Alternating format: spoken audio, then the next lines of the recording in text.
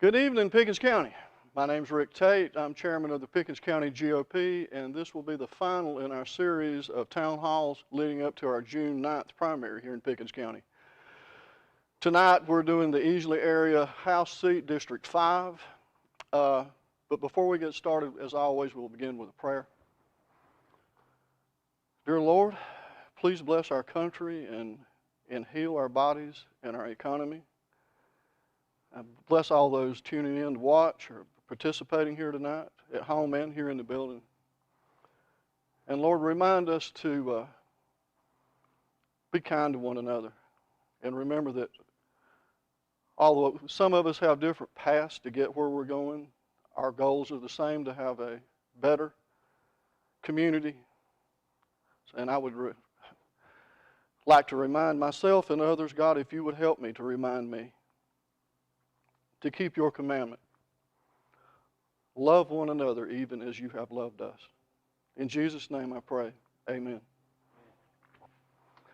If you join me to say in the pledge. I pledge allegiance to the flag of the United States of America and to the republic for which it stands, one nation, under God, indivisible, with liberty and justice for all. Before we get started, a couple of things I want to say about the coming events. I talked to a couple of candidates, several candidates, about the first idea I had between now and the primary was to offer the camera to each candidate for like up to a 5-minute video. But when I started talking to the candidates about it, multiple guys in several different races said they would prefer that I would do because it looks like there's going to be some runoffs. They said they would prefer it if we would possibly sponsor a debate between the candidates in the debate, the two remaining candidates in a runoff elections. So there's a 2-week period between June 9th and the election day for the runoff elections. So I'm going to do my best to put something together for the candidates that will be in runoff elections.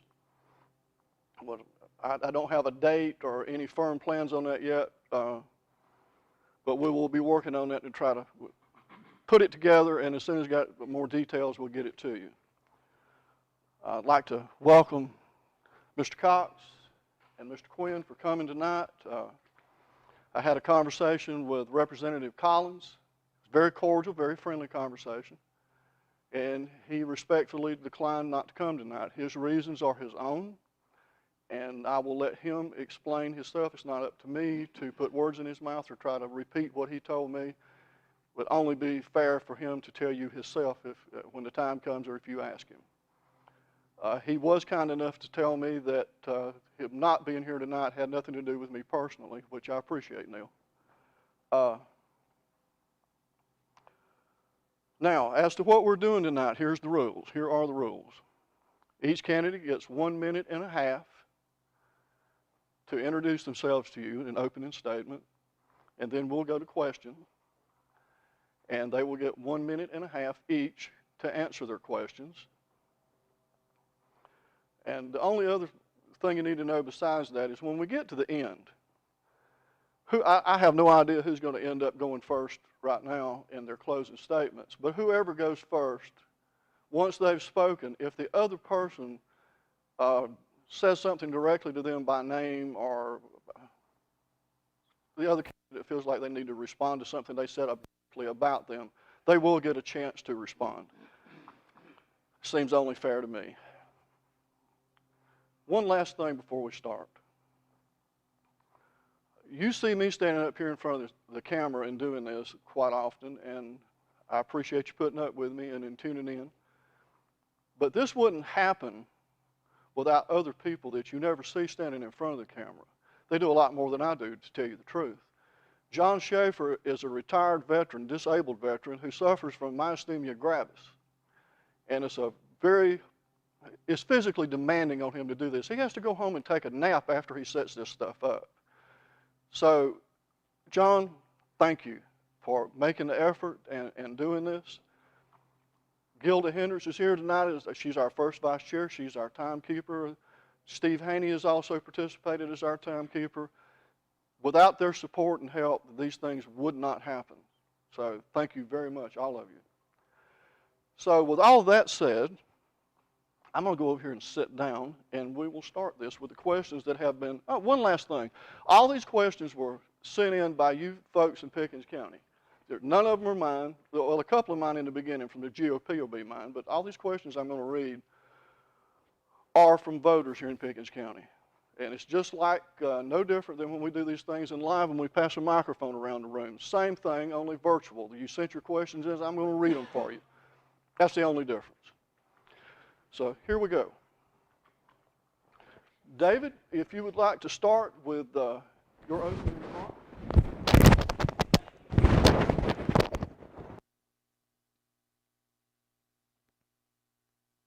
Home. I've lived here for almost 20 years. These are some of the greatest people in the world. I have the privilege of traveling around the world a lot, and I can tell you anywhere I've ever been, there's nothing like coming home to Pickens County and seeing my front door.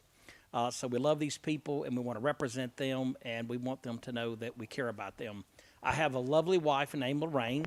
Been married to her for 37 years. She's had to put up with me, and I appreciate her so much. So we have a great relationship, and she's been very faithful and loyal to me, and she's here tonight, and I appreciate her being here. I have a son by the name of Jordan. I have a daughter by the name of Christina who lives in Kansas City. I have a son-in-law by the name of Jonathan and a beautiful granddaughter by the name of Christina. So I can tell you the greatest job that I've ever had has been being a daddy. I'm not a father, I'm a daddy. And to hear that name in the middle of the night and say, Daddy, can you help me? I need this or that. I've never, ever felt like that was a bad job or that I didn't want to do it anymore.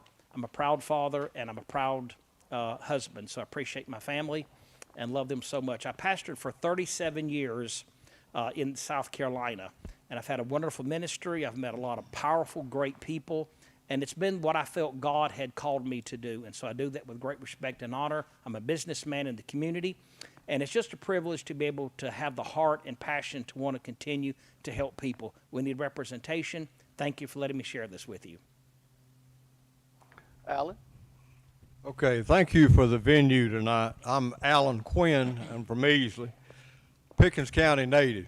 I was born on Clemson campus, member of the Republican Party here. I believe in the Republican Party platform. I'm a very conservative candidate. I attended East End, Easley Junior High, and I graduated from Easley High School.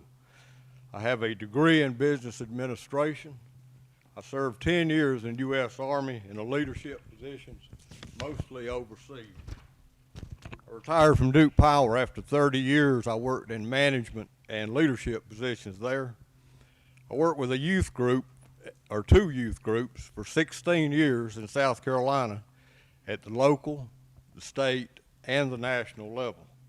Longtime member of American Legion Post 52 in Easley. I've owned and operated a very successful small business in Easley for 22 years. I have two children, Heather and Zach, 4 grandchildren, 2 great-grandchildren so far. And I'm going to have to rely on my notes. We've got short times this time, and so just bear with me because I'm going to have to rely on my notes to get the information in that I want you to hear. Thank you. All righty. Thank you, Alan. First question goes to you. And this is a GOP question, not one sent in, not one emailed in. Do you support President Trump, and will you be voting for him in November? President Trump is my president.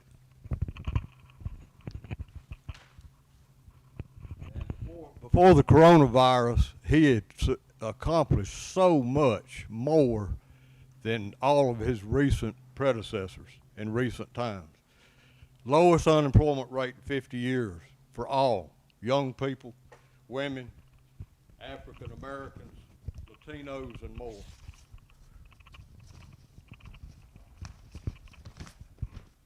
If you wanted a job, you could get one. If you wanted a better job, you could probably get one. He put pressure on China for fair trade deals and getting businesses to come back to the United States from around the world because of tax cuts.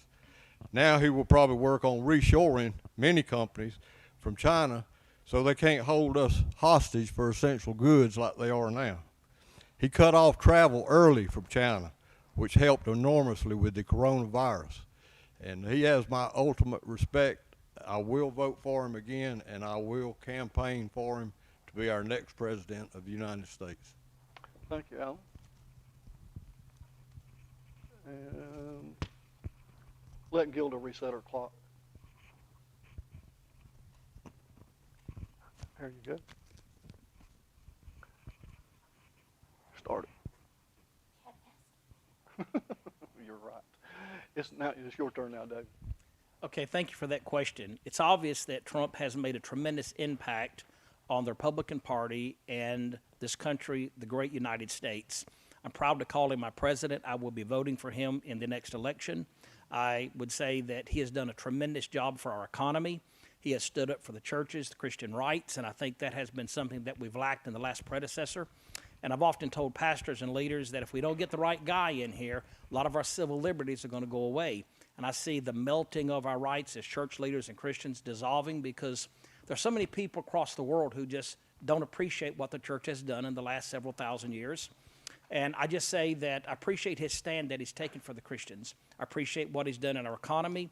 It's the greatest it's been in decades. And I know that if he can get another 4 years, he's going to do some spectacular things for us. I'm excited that he has stepped out of the box, the format of what most presidents have operated in. He's been willing to take a lot of heat for decisions that he's made that a lot of presidents just would not have done. And I appreciate that about him because I believe politics and leadership is about getting out of the box, standing up for what the people need, listening to their cries, and responding. And sometimes that means you got to put yourself online. You got to be criticized. You got to be shot at. And that's okay with me. So just for the record, yes, Trump's a great president, and he certainly has my vote this year. Thank you, David. This one goes to you first, David.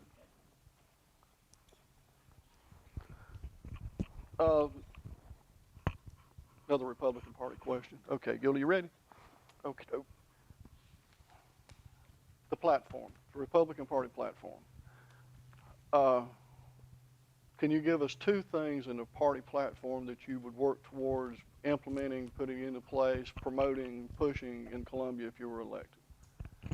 I think the first thing is we've got to be able to get our spending under control. One thing I like about the platform is it doesn't believe in big government that has wasteful spending. I would like to see us consistently lead with the right kind of leadership that would operate in a manner that we would work hard on maintaining strong budgets, that we would get rid of wasteful spending, and that we would relinquish businesses more freedoms and rights to be able to operate their businesses in America. We see that they are consistently plagued with regulations and rules that are coming as a result of big government. I like the platform that says small government is important. We don't need all these excessive taxes. We don't need people who are trying to tell us how we need to live our lives. I believe in freedom, and I think that's a great part of our platform, and that's something we as leaders have to work forward every day. But we've got to be smart about this because we've got a lot of people that are saying we can do a better job by controlling and manipulating you. We know what's best for you. But the truth is there's nothing like being a free American. And I want us to fight for that right and keep it. And I appreciate that question because it's extremely important to me. Thank you. Thank you, David. And Alan, your turn. Yes, I'm very familiar with the South Carolina Republican Party platform. A lot of it is the same as the national platform. A lot of it is very close to that. One of the main things that I like about it is the Second Amendment. And it states that it's our constitutional right to bear arms to protect ourselves and our families. It also states that firearms should be cared for and used in a responsible manner. And the second plank that I completely agree with, and it's my platform, is the economy. It states that general welfare is promoted by a dynamic economic growth. Freedom and opportunity are the foundation for economic growth. It also depends on political climate, which needs to be worked on some in Pickens County, but I have been doing that, and I'll continue to do that if elected. All righty. So we start with you on this one, Alan. Last one of my questions and party questions, and this is a real simple one. Go quick, probably. Red flag laws. Just give me your thoughts on red flag laws. Well, they're unconstitutional. I know that. No due process. Anybody can come up with a made-up story and go and report you, and the officials can come to your house, search it, and take all your weapons. Now, during this time, it takes a long time to get them back. During this time, you have no way to protect yourself or your family. So it's completely unconstitutional. There are laws on the books now that can take care of that. You can go in and report somebody, they go through a due process, and if they need to remove your weapons, they can. But just to anybody go up there and tell a story and get your weapons gone, that's unconstitutional. I would never support a red flag law, and I do support constitutional carry in South Carolina. And David? Okay, thank you for that question. That's very simple to answer. I think any real conservative Republican would oppose any red flag laws. Obviously, that's another rule on the book that we have to abide by. I think we as free Americans deserve every right to bear an arm. If an issue pops up, I think there are things that you can do to resolve that measure without having to have these laws on the book. I think one of the sad things that we see in government is that often those intentions may be good and humble, but they end up as a disaster for us, because in the hands of the wrong people, we will find ourselves in a very, very critical moment where just anybody can have their guns removed for whatever reason. Could you imagine making a political statement or a religious statement, and all of a sudden the government says, we don't like that position, and they use a manipulative form to come into your house and disarm you and shame you. So I would oppose any red flag laws that would be brought before as a bill. Thank you. Okay, next question is the first question been sent in by our folks here in Pickens County. I thought it was appropriate to start with those questions with this one. This is from a 5th grader. Her name is Liza. I'm currently in the 5th grade and I just have a proposal that I would like for you all to respond to. I would like more parks in Pickens County. That's what makes Pickens County a good place to grow up. Do you agree? Why or why not? Well, we have some of the greatest parks, I think, in the country right here in Pickens County. I would have to say that that's a question that would have to have a lot of study done on it. That is certainly something that would require more taxes, would require a lot of people putting their heads together to determine what that would mean. I appreciate the parks that we have. I thank God that we've got people that see that as a treasure for any country or any county. So I would say that's something we'd have to just take a look at from an economical perspective and look at what someone might be talking about and where that location might be. Thank you, David. Alan? Okay, well, we have a lot of parks now, and just name a few. 12 Mile in Katisha is new. Doodle Trail has been improved. Nally Park in Easley is new. Sassafras Lookout Mountain is new. Mile Creek on Lake Kiwi has been greatly improved with new cabins and docks. And we have many more beautiful places in Pickens County for parks that need to be used and maintained. If you send me to Columbia, I will do all in my power to secure the funds that they may have, but it is ultimately the responsibility of your local city and county governments to do this. But if there's any money available at the state level, I will promise that I would try to get those funds and help with the parks in Pickens County. Thank you, Alan. And this next question starts with Alan, and it comes from Tom here in Easley. Most state agencies are controlled by appointed boards and commissions. Can you name one that does a good job or one that you would like to see eliminated? Well, the one that I would like to be on, you're talking about at the state level? At state level, most state agencies, I'll read the question again. Most state agencies are controlled by appointed boards and commissions. Can you name one that does a good job or one that you would like to eliminate? Well, if elected, I would like to be on the Labor, Commerce, and Industry Committee because of my dedication to getting better economic opportunities in Pickens County, which we need terrible. And if I was on that committee, I think that it would be a much more efficient committee, and we could help Pickens County with that. Okay, thank you. David? The one that I'd like to see limited would be the EPA.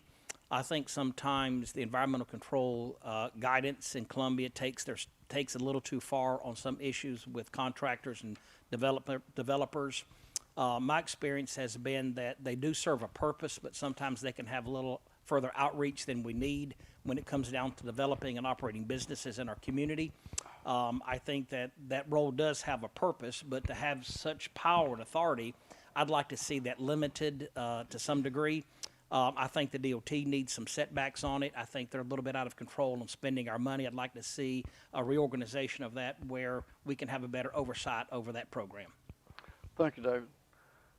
And we'll start with you on this one.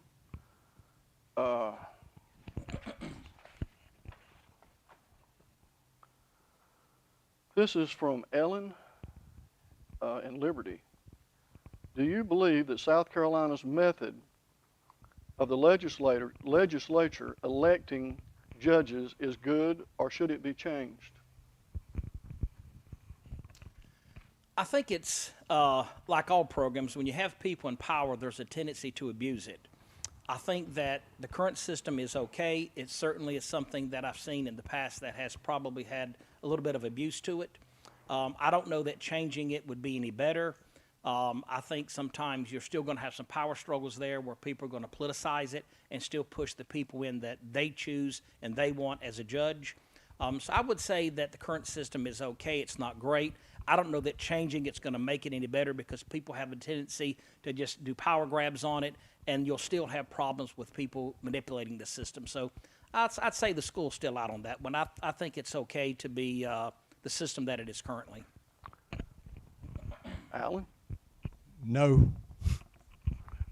The legislature in South Carolina is one of the few that select judges. Well, when that happens, that means when a legislator selects a judge, then the judge owes the legislature. And it's the same way. The legislatures in South Carolina have all the power. The governor has very limited powers. And that South Carolina is, again, one of the few states that has that. So I don't think it works at all. I think that judges should be possibly elected or another method used because there's just too much back and forth with the appointments and granting privileges or whatever comes along with that. It needs to be changed. Thank you. So this one starts with you, Alan. This is from Allison in Easley. Some people feel that dark money, meaning anonymous contributions to PACs that can run attack ads or mailings, is wrong and the practice must end. They feel that all donors' names should be publicly available. Are you willing to end the practice of dark money and its influence in South Carolina politics? I really think the definition of dark money, you've got good things from some of these PACs and stuff that are behind a candidate. And then you've got others that just come in and try to destroy a candidate and his position. So when you use the term dark money, I think you've got two types of dark money. The one type that I described is not good. We should limit that. But you just can't limit the PACs and people that get behind it with a legitimate purpose behind a candidate and supports them. So it depends on what kind of dark money you're talking about. And David? I think we need more exposure there. I think that this comes down to transparency and a willingness for people to be able to see how this money is flowing in and out of elections. So my position on it is that it just needs more transparency. We need to know what's going on the inside if people are going to use dark money. Okay. This is from Amy. How do you feel about allowing illegal or undocumented immigrants to live and work in South Carolina? Me? Yeah, it starts with Okay. you. I think that we need a legislation system that can stand up for the rights of the citizens. And if that is to deport illegals, then so be it. Give me the keys, I'd be the first to drive the bus and do that. The problem is the Republican Party's had that opportunity time and time again, and they just have failed to do that consistently over and over. So the citizens of this country are left holding the bag. It costs $16,000 to educate every single illegal alien in this country. So if you come across the border and you have 3 kids and you put them in our school system, you're pushing $50,000 of a tax burden on all of the citizens of this state. And I think that's very unfair for the citizens. So we need some type of program that can hold these people accountable. Either send them back across the border, or let's hold them accountable and make them pay a fair share of responsibility for education, health care, and the many services that they're using. Alan? Okay, hiring and supporting illegal immigrants in America is illegal in the United States under federal law. States cannot pass their own laws to circumvent this, though some states do. California, Washington State, Los Angeles, Chicago, San Francisco, New York City, more sanctuary places. We don't need that. South Carolina is not California. If you send me to Columbia, I will oppose any law that's introduced to do that. Now, Mr. Cox, he's a building contractor, and after he lost his last election in 2018, this election, he approached at least 2 elected officials to try to get a bill introduced to allow illegals to live and work in South Carolina so he could have cheap labor here. This will make us like California, a magnet for illegals to come to South Carolina because they can. And they'll come from all over the United States, the other states, and Latin America. Conversely, Representative Collins has sponsored a bill for multiple years now that is under consideration in Columbia to award DACA illegals state tuition and scholarships that our legal residents need. This will also make us a magnet for DACA illegals from other states that come here to get in-state tuition and free scholarships. We need to provide work for our own citizens, good jobs here, and illegal immigration only forces wages down and less available jobs here.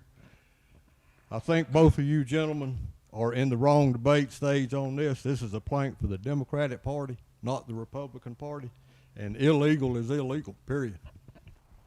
Can I address that? In your next answer, I'm sorry. It's just the way we got it set up. It'll come right back to you in just a second.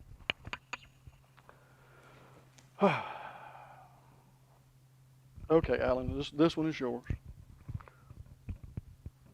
This is from Philip and Easley.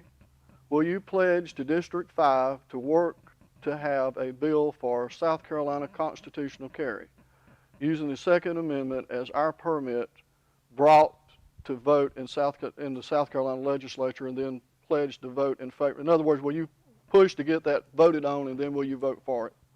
Constitutional carry. Absolutely. I would be in the forefront to try to get it approved. Constitutional carry is what we should have.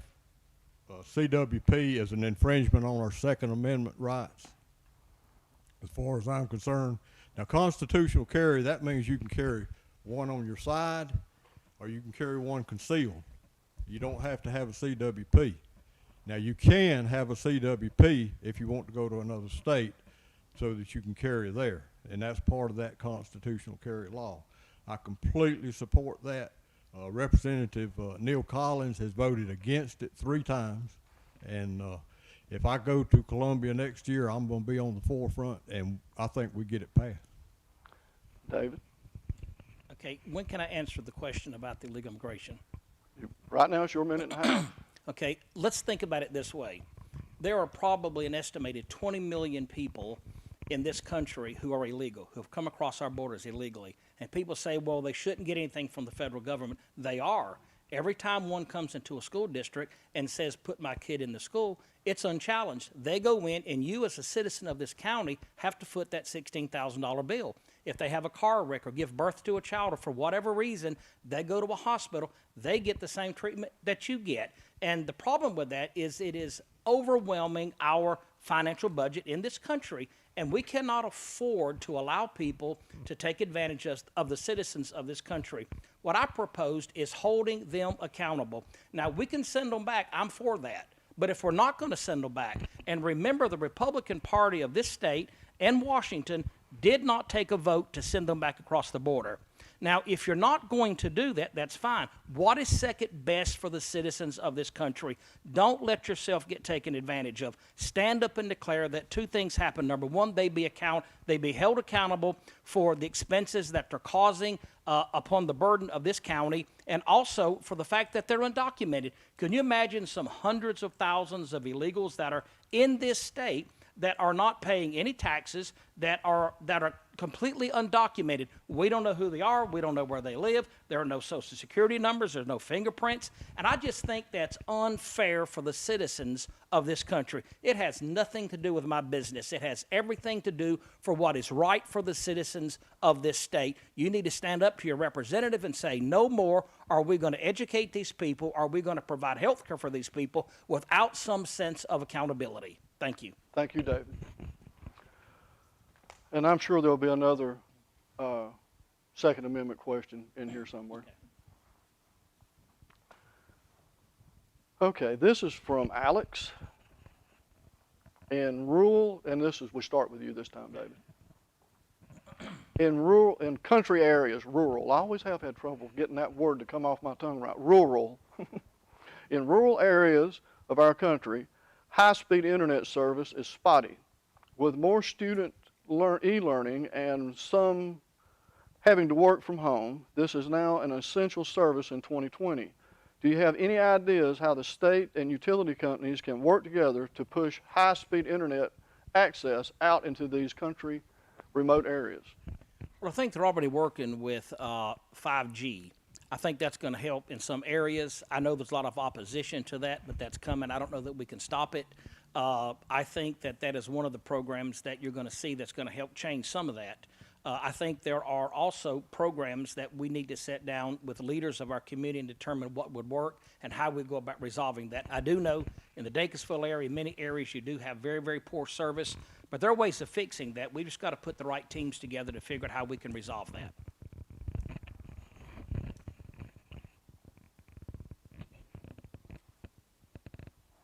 Alan? Well, thanks for that question. I have good service, but I know up in the northern part of the county, it's not that good. About the only thing I think that a state representative could do would be to contact the companies, and let them know of the problem and see if there's something that we could do to help to alleviate that and to fix it. But I'm just not sure that you have any direct control over that. But now I want to go back to illegal immigration. If we make South Carolina legal for illegals to come in here and work and live, then we are doing the same thing as they did in California.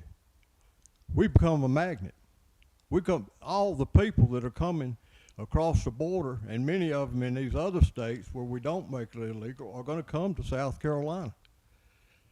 Why would you want that? I mean, I agree, we've got the laws on the books to deport them. We need to do that. But for God's sake, we don't need to make them legal or let illegals work here legally, because that's going to be the downfall of our economy, lack of jobs, low pay for our citizens. And I completely disagree with Mr. Cox. Okay, the next one starts with you, Alan. This is from Deborah in Easley. Data warehouse legislation, according to the Watchdog South Carolina Policy Council, could include personal data that could be distributed to other agencies and even third-party private organizations that could include everything about a child from birth through employment, and data such as grades, attendance, and job performance that could be cross-referenced with existing health records Does this concern you, and if so, why? And I'll just add, I don't verify this information. I'm just reading the fact. I can't verify the facts and statements like this. I'm just reading the question as it was presented to us. So with that said, Alan? Okay, the data mining bill is terrible. It's going to collect data on the grown citizens. Worse than that, it's going to collect data from our children from the time of birth all the way through school until death. The other bad thing about it is that you can't have all that data in one place. It makes it a hacker's glory. You know, that's where they're going to go to get all of your information. And it goes along with the new competency-based education bill, too, that Representative Collins proposed that. He's also one of 3 sponsors for the data warehouse bill. It's only got 3 sponsors, and he is one of them. And what that does for the state, it makes them eligible for Perkins loans. Well, we don't need Perkins loans right now. We've got a excess in the general funds right now. We don't need to have that. This is just something so the federal government, when they do that, if we get data mining in Columbia, then the federal government has access to all that information. It's theirs. So, no, I'm completely against it. I hope it fails. David? I absolutely oppose this bill. Any data programs that would put restrictions and information on our children is just bigger government. But I also want to address the issue that Alan brought up about illegals. I want you to understand something. There are probably 300,000 to 500,000 illegals in this state.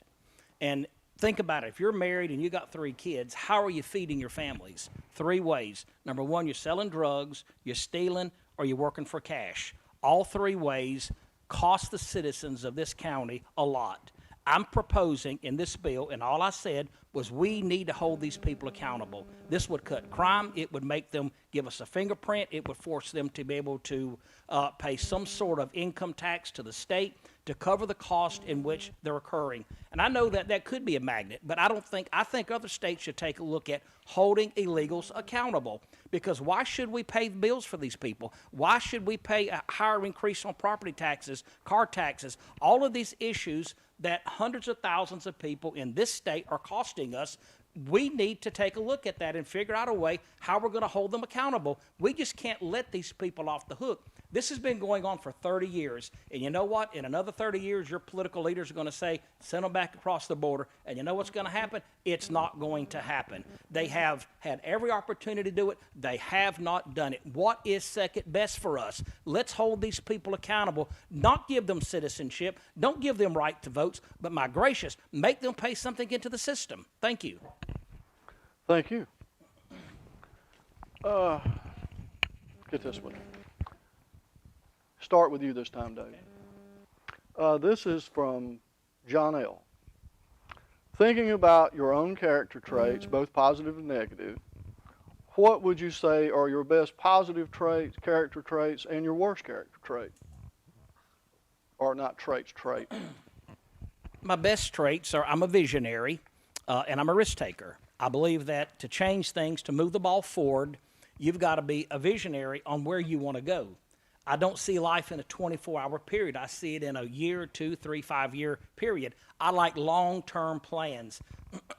I like to start here and work hard to get to where we need to go as citizens. As I look around this community, I know there are many, many things we need to work on.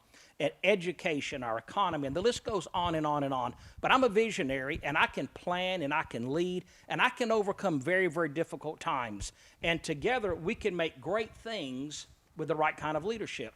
Probably my weakness is not very detailed, but I have a very, very lovely wife that tells me, hey, straighten your tie up. Hey, you need to go get a haircut. She's my detailed person. I cast the vision, and she follows up on the details, and together we make a great team. And we've done some exceptionally great things in this county and together. And I can tell you, we want to lead this county together and to help the people of this county succeed and be the best we can. You know what? We've got to honor our past. We've got to prepare for our future. The best is yet to come. And if we believe that together, we'll do great things for our kids. We'll do great things for our economy. We need leadership. We need visionary people that can make great things happen. Thank you. Alan? I think probably my strongest trait, and one that I've used all my life, is is leadership. Even as a young person in school, I was in president of the FFA and on. And then when I went in the Army, they put me in leadership positions right off the bat. And I spent 10 years doing that. And then I went to Duke Energy, and they did the same thing. They said, put me in leadership and management positions because I have, I guess, an ability to see what needs to be done and to work at getting it done. And I work very hard at that and try to get people to follow and help to do that. Now, one thing that I do, which is not good, I get very passionate about some of the things like economic development in Pickens County.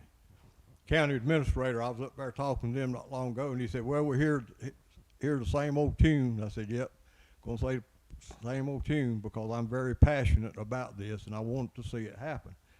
And I guess that's my biggest downfall. Sometimes I get just a little bit overworked and passionate about stuff. Thank you, Alan. So we start with you on this question.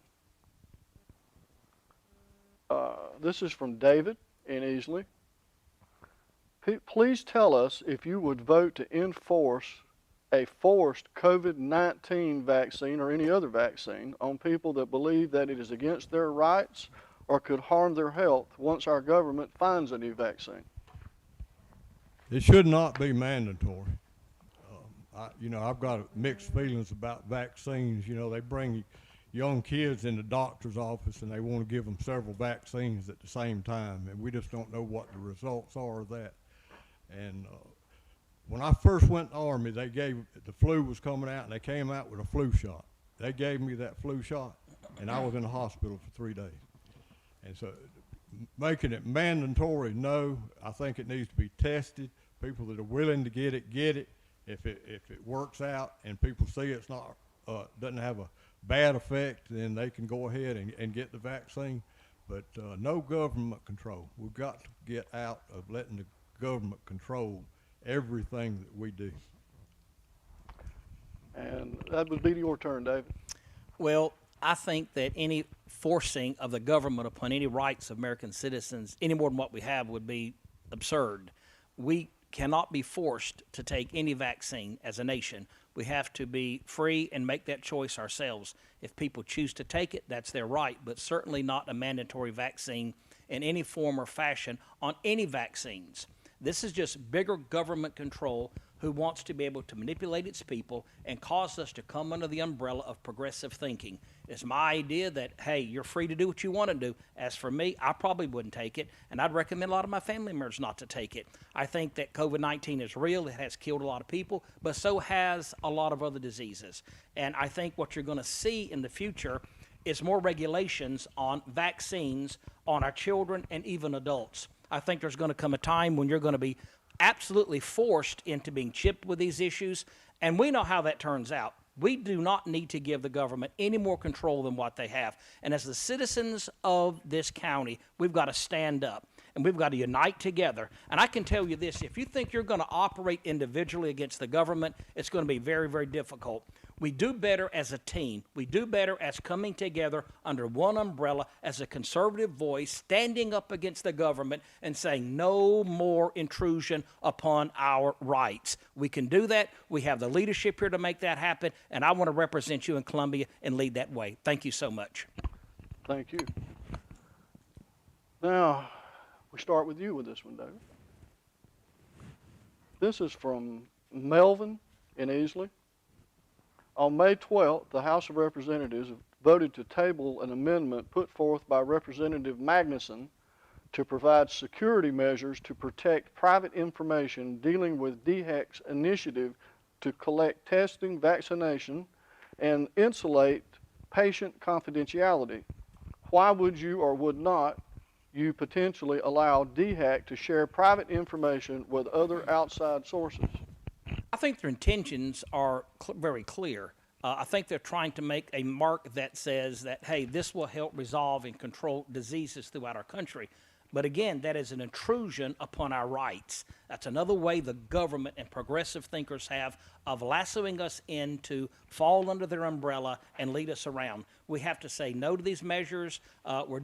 Listen, America has become a great country on its own in the last 200 years. We don't need all this government control. We don't need all these intrusions upon our rights. If we don't stop it and we don't stand up as a united force against it, these issues are going to pop up every week, every month, every year. And I say no to those issues. And I want to encourage our district and our county and our state to stand up and say no to these issues. Thank you.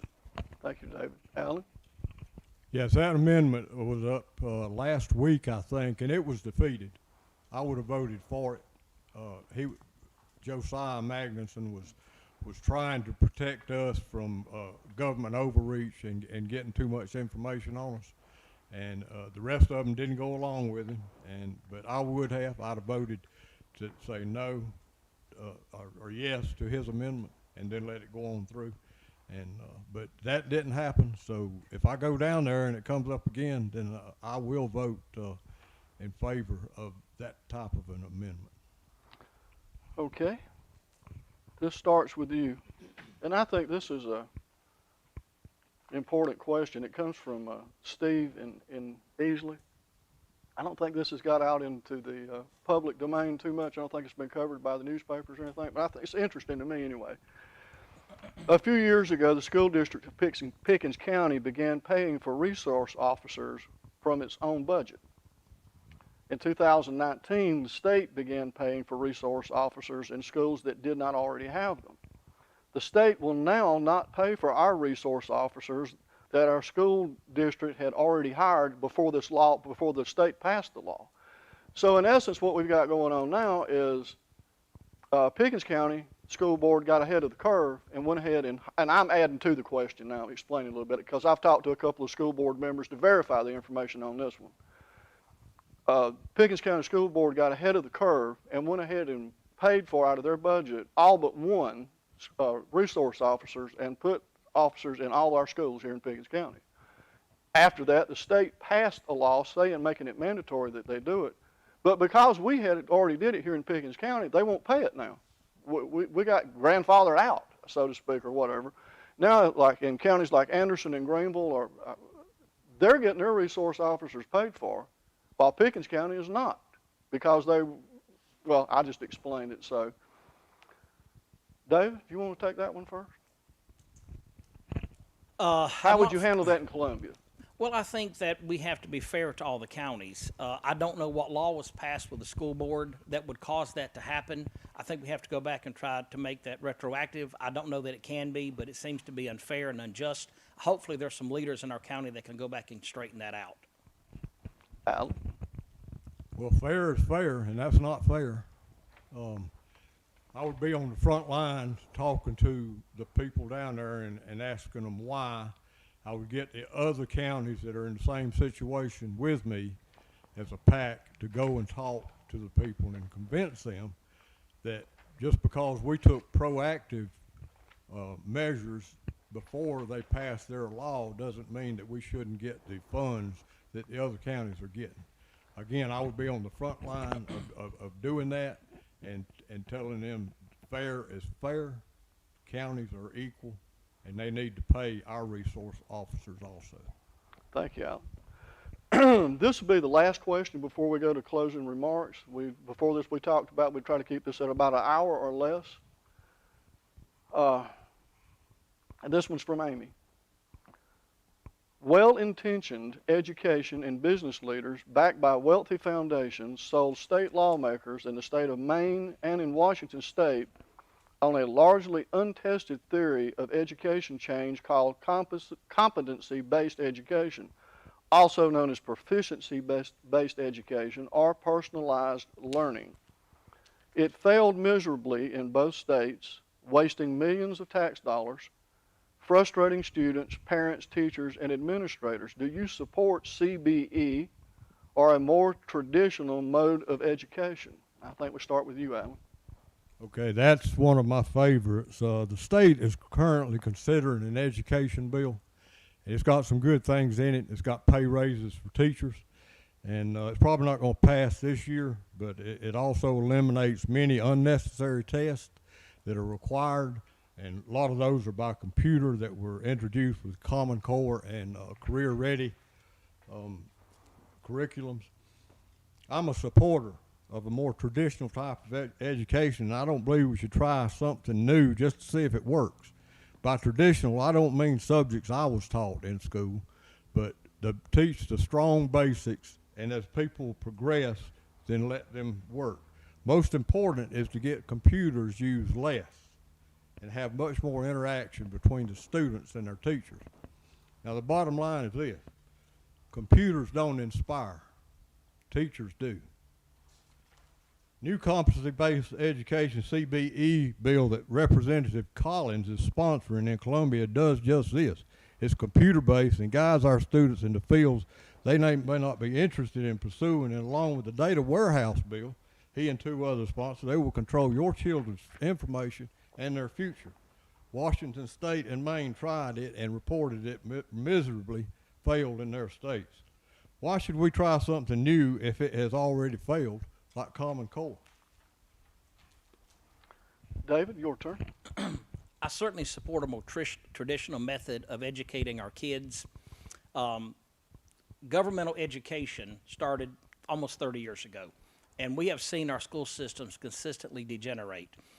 It's sad that today in education from the 12th grade is very limited on what it would have been many, many years ago in other places in the country.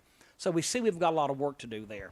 I don't see any means of a government controlling our educational system as being a positive outcome for our kids. I think we need to dig very, very hard and determine new innovative ways of teaching our children.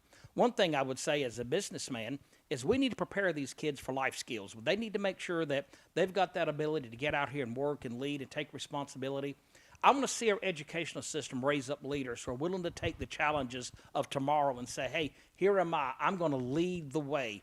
I want to see us raise up leaders that are willing to chart new courses of innovation that will help inspire teachers and inspire people to say, we don't need big government. We've got that ability as teachers and local government. We spend almost $16,000 educating children today. And I would say that probably 50% of that stays in Columbia. Our administrative cost is out of control. We've got to get rid of some of that and bring it down to a lower base where some of that money or more of that money is going to stay locally in our schools and in our districts. So I certainly oppose big government education. We've got to find a better way to get the job done. Thank you. Gentlemen, let me add one more question in here because it's a subject that didn't get covered and is always a hot topic in state races. It's real simple. Give us any thoughts you might have, and it will start with you, David. And I promise this is the last one, and we'll get to closing remarks. Sorry. Yeah. Did I miss you? He was last, so he's first. That's right. Yeah. So anyway, simple question. Any thoughts that you have on getting our roads paved, or the state taxes on roads, or give us your thoughts on roads and getting them fixed and where you think we are on that. I think we have terrible waste in Columbia. I think the manipulation of this system has been far outreaching to what it's almost to the point of fraud. I think we have a lot of money that comes in, but it's not used correctly. We need leaders that can go to Columbia and can negotiate and work in a civil manner, but be able to bring that money back to our districts where it's not wasted. Let's find where that money's at, and let's work hard to get it back in our counties. I think it's going to take good leadership, people that can look deep into the system and determine where that fraud's at or where this manipulation of money is going. I think Pickens County has some very, very tough roads. I get out here all the time riding down roads, and I'm thinking, wow, where's our money at? Why are these roads not paved? We have got to have leadership that can go to Columbia and fight for our dollars in this county. Now, I can tell you I'm not for any more taxes. We don't need a penny cent raised. We don't need anything that's going to cause us to have to pay more for the money that we're already raising. It just comes down to us finding better ways of managing the funds. Thank you. Thank you, David. Alan? I agree with what he said, that we've got to get rid of the waste and find a better way, but I have a way, and I feel like I've got a plan that will work. South Carolina has the money in the bank now to fix our roads. The gas tax was implemented in 2017 to fix our roads, and they've collected $1.2 billion from the taxpayers. They have almost half of that left in Columbia as surplus funds. $500 million that's sitting there. But they said, well, we can't get contractors to do the work fast enough is the reason that surplus is growing. Well, the state gives the counties a very small pittance of that money, that gas tax money, to do work on their roads. And what they give them, they say, well, we're going to give you this money, but you got to spend 25% of it on state roads in your county. Well, Pickens County is spending almost 40% of those funds on state roads in Pickens County. My position is that from now on, any amount exceeding the surplus they have now, which is $500 million, needs to be sent directly to the counties to fix their roads. After all, that's what the gas tax is supposed to do. Now, Representative Collins is saying Pickens County needs to implement a 1% sales tax here to fix our roads. I completely disagree with that. We passed a gas tax. He was an ardent supporter of the gas tax for 3 years. That took to get it passed, and now he wants the state to keep all the money. I strongly disagree with him on that. Thank you, Alan. And Alan, you get to go first on closing remarks. Your minute and a half on closing. Okay, in closing, I want to say if you're looking for a proven conservative with the right education, experience, and leadership, then I will ask you to vote for me for this state house seat. My main focus will be help Pickens County in the arena of economic development and good and better jobs here. Second, I will do all I can to get the state to fund our county roads with the surplus funds we have from the gas tax, which keeps going up every year.